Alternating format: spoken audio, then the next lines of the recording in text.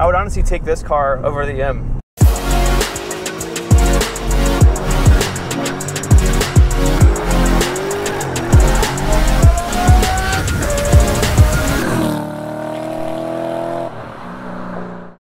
This is a 2001 BMW Z3 Coupe. It's a 3-liter, so it has an M54 engine, which is a very good engine. And it's a very rare car. It's actually more rare than the M. And I kind of hate it.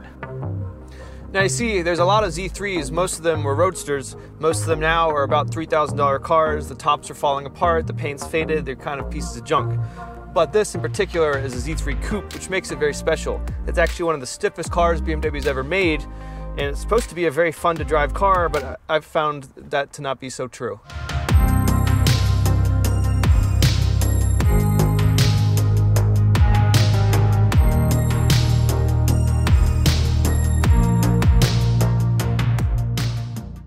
One thing I will say I love about this car is the engine. This is my favorite BMW engine. M54, 3-liter, dual overhead cams, 24 valves, super reliable. You can put like 300,000 miles on this motor.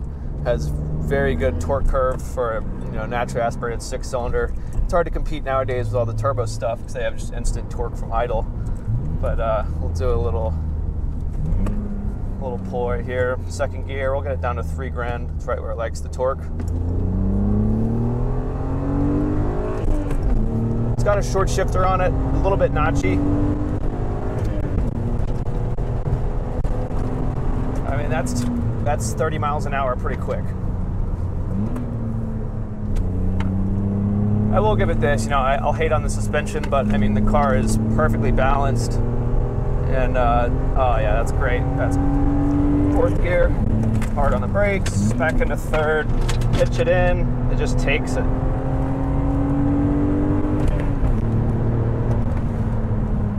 That's quick. That's quick. I mean, that's plenty of fun.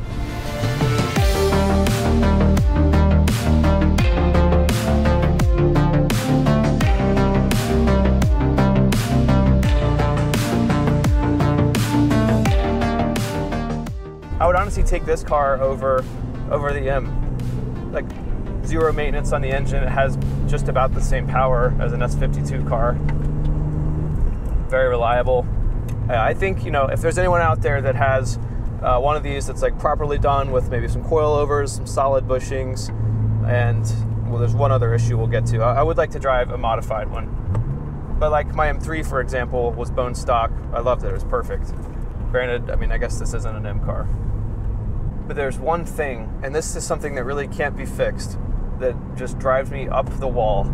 And it's the seat height in this car. Every time I get in it, I think like someone else has driven it and I go to lower the seat down because I'm just sitting so high. Like I'm not down level with the gauges. And I go to press that every time I get in the car. I press the button to lower the seat and that's as low as it goes. It'll go higher, in fact. Let's see.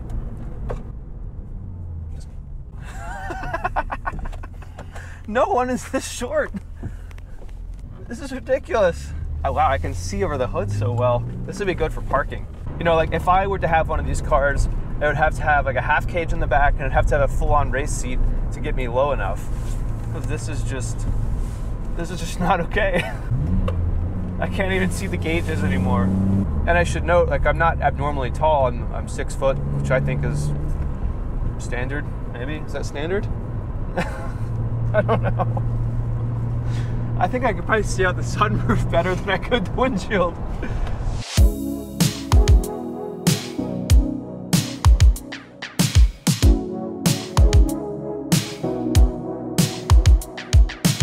I love pinning this thing to redline. That's always fun. And the power delivery is awesome.